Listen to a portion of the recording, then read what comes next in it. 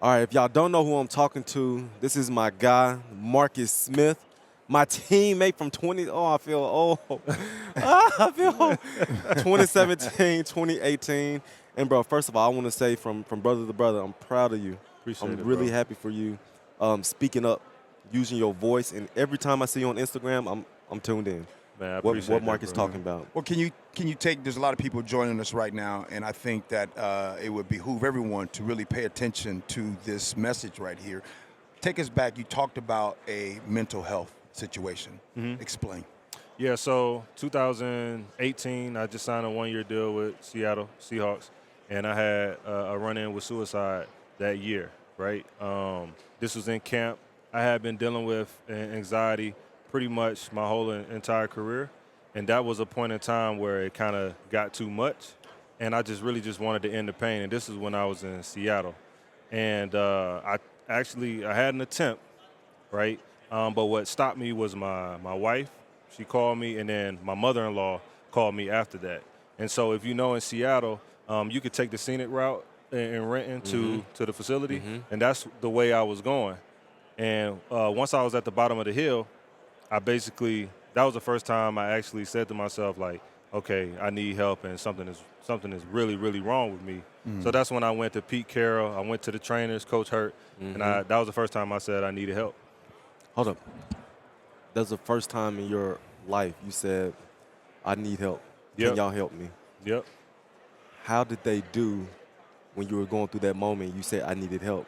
Man, that was probably the perfect place for me to be in terms of getting help, right? Because once I went in there and I was talking to Pete, they understood that I was going through something and that I was going to be able to just walk away and go get the help. Now, they put me in contact with a therapist that could actually help me, that really helped me for like 4 to 5 years, even after she had just recently retired.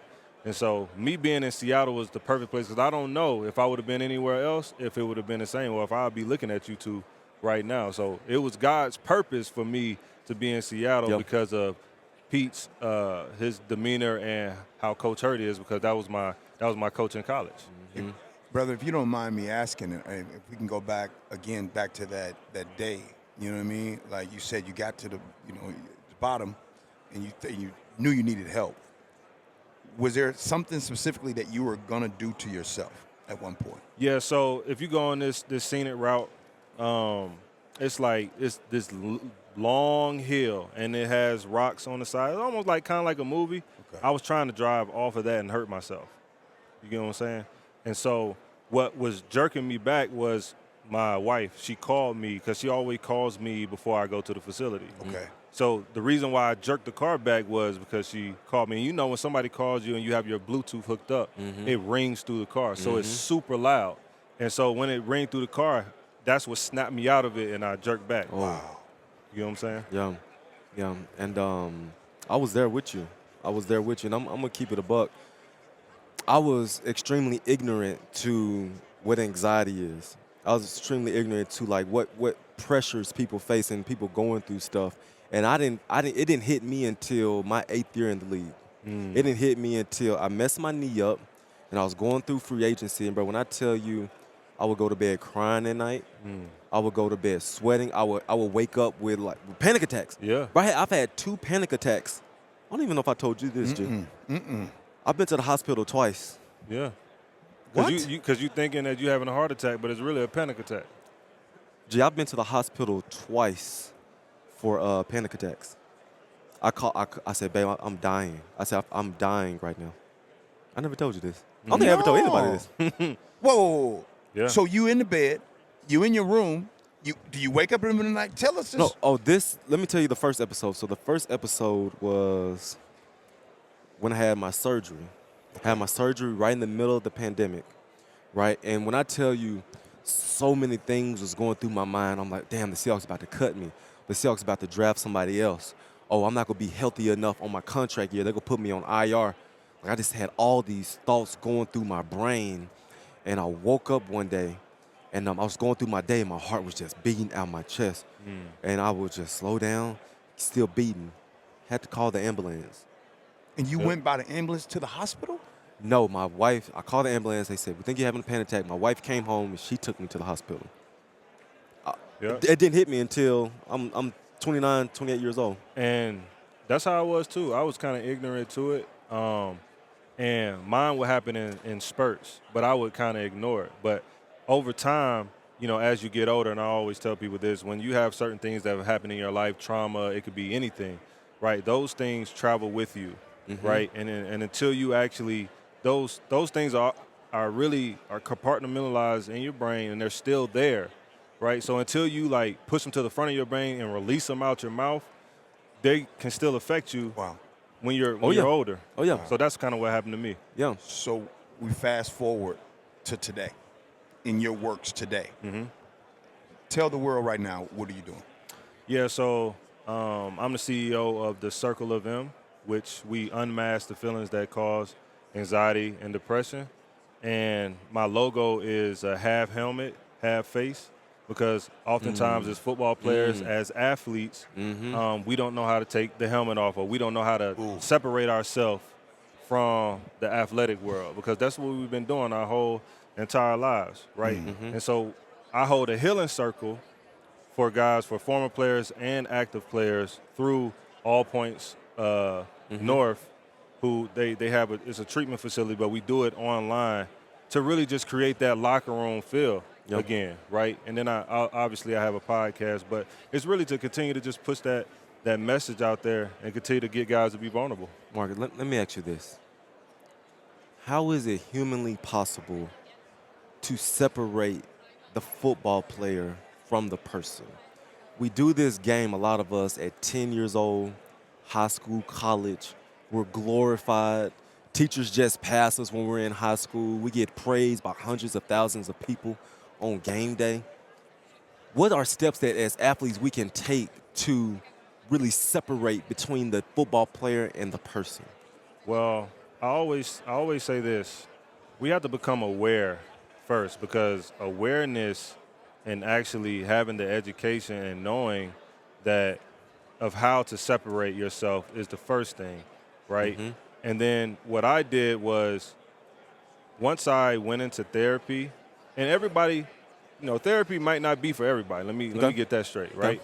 But when I went into therapy, I got to find out who the real Marcus Smith was, right? Because I didn't know who I was, right? She had to take me back to when I was younger, to things that I may have dealt with that I had never really talked about, right? And I had to know, okay, that's how I figured out, okay, I'm more than football. I'm more than just this game. So that's how you kind of separate yourself from the helmet of knowing, hey, these people out here, they see me as KJ Wright, the football player, but what is my true purpose? And that's what I help guys find out, because oftentimes it's hard for us to find our true purpose. You said you mentioned that you talked to a lot of former players, right? When you're talking to your brothers that used to be in the league and everything, what's one of the top things that are bothering these players? What are some of the top things that's really in their hearts that I'm not asking who, I'm just asking what is? I know the answer. I got my answer. Well, one of them, and it might be different, but one of them is concussions. One of the top topics that comes up and that guys are scared about is the cognitive impairments that we suffer with while playing and afterwards, right? When you talk about memory loss, when you talk about taking a long time to process your thoughts and things of that nature, that's one of the things that come up the most. And what I have to do in the healing circle is I have to make them aware of what is out there, like we were just talking about before we got on this, right? Because the NFL doesn't really talk about what can actually help us with that, right? Because they're like, we don't really want to talk about concussions. We don't really want to have to deal with that, because we signed, technically, we made a pact. We signed to play. Oh, yeah. So if you sign to play, we don't, why do we have to talk about it, right? So I have to be that bridge, right, to say, look, you could do this, and this, right? And I'll give an example. So when I first got done playing, I still got the video. You hit me. My boy gave me a concussion. My boy gave me a concussion. Hit you in. So we was playing Redskins. This at home? Yeah, this at home. I'm coming down the line. The running back ducks under, right? AJ is about to kill this guy. I'm trying to kill him too. He ducks under, and then AJ, we bump heads, right? Mm-hmm. So that was my last. Concussion, right? And so after that, I think I came back like a week later. Yeah. But I feel like because I didn't really take the time to get myself back right, I was so eager to get back on the field. I had problems right when I was finished playing. Marcus, listen. Listen, bro. I told the NFL this myself. I said, you have got to make it mandatory. Mandatory. When you get a concussion, you cannot play the following Sunday. No, bro. You are still foggy. Light still bothers you. This is brain trauma. Yeah. Your brain had a damn injury. Yeah. Why are you going to go back and play football the next Sunday and have brain contact once again? Yeah. That is bizarre to me. Yeah. That is bizarre to me. How you preach player health and safety, but a guy gets brain trauma and he plays the following Sunday. It don't make sense. Don't make no sense. It don't make sense at all. But So, let me slow down. I feel the passion. I know, hey. G, Yes, sir. you asked the question you asked. Ask me one more time so I can get it right. I'm going to ask it. My man does the healing circle.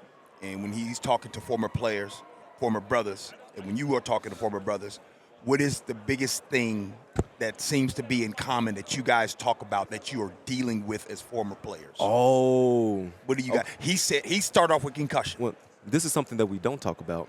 I'll tell you what we don't talk about, which I think bothers guys, is how other people view us once we're done. You sure you want to go down this lane? Ooh, I love it. Please. I believe that one of our biggest struggles is how do other people see me when I'm no longer wearing the helmet, shoulder pads, cleats? And what are they seeing? What are they really seeing? And I believe that's a battle that guys really go through. Did you battle it? Tell the truth. Did you battle it? I did. Let me tell you what I don't like is when you done playing and you at home, right? Or you go around your people, they ask the question. You don't want to answer that question. It gets on your nerves. You know what I'm saying? Well, what happened? Or well, why you not playing? The question I get, what are you doing now? Yeah. So what are you doing now? What do you have going on with your life? I just got done 2 days ago. Mark, I swear to you, bro. I'm telling you. So what do you have? What's next? I don't know. You ain't even really had time to process what you want to do next because that's what's been your focus for what? How long you played? 10 years? I played 11 years. 11 years. But no, take it before then. I played in middle school. Well, yeah. Middle school till 31, 32 years old. It's the Kobe mentality. Yeah. So one thing I love about people that are listening right now, viewers right now, and I don't care whether you're dealing with mental health issues or a loved one is dealing with mental health issues. It's a real thing. I'm just grateful that folks like you are willing to use your platform to talk about it. Yeah. So what's next?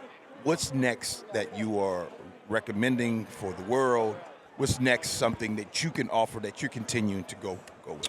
Yeah, I think what's next is really for all the guys who are playing and the players that come after and the guys who are done playing, I think the education needs to be a priority, right? We can't just continue to talk around this issue because we know that it's there. And so I want people and players to know, like, you don't got to die to understand what you may be dealing with your brain, right? Damn. Because what they say is that, okay, in order for us to really know if you got CTE or you're dealing with that, you need to donate your brain. Well, there are symptoms that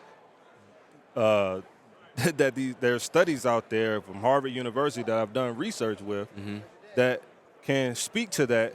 But then what is the solution behind it? It's not the end all be all, right? we become depressed because we feel like there's no answer. So I want to be a bridge to the answer, right? I wasn't like this when I first came out of the league. I had impairment. Bro, I was processing. I was speaking very slow. I was very lethargic in some of the things that I do. My reaction time wasn't as fast. But then when I really started working on my brain health, I'm a lot better than what I was in 2019. So I know what I speak and what I say, this stuff works. So that's why I just really want the NFL to push more for the education behind it, because you're not going to be able to get guys to stop playing. We don't want guys to stop playing. But if they are going to play, let's give them the remedies, the things that are going to help them live a long life. Amen. Amen. Marcus, keep it going. I got you, bro. Keep it going. It's needed. It's much needed. And from brother to brother, thank you, man. I appreciate you too, bro. Man. Yeah. Glad you're doing Everybody well. out there, follow Marcus Smith out there. Can they find you on Twitter, Instagram, or anything like that? Yeah, Instagram is, everybody call me Money Mart. So it's Money Mart 91 on Instagram. Twitter is Marcus Smith II.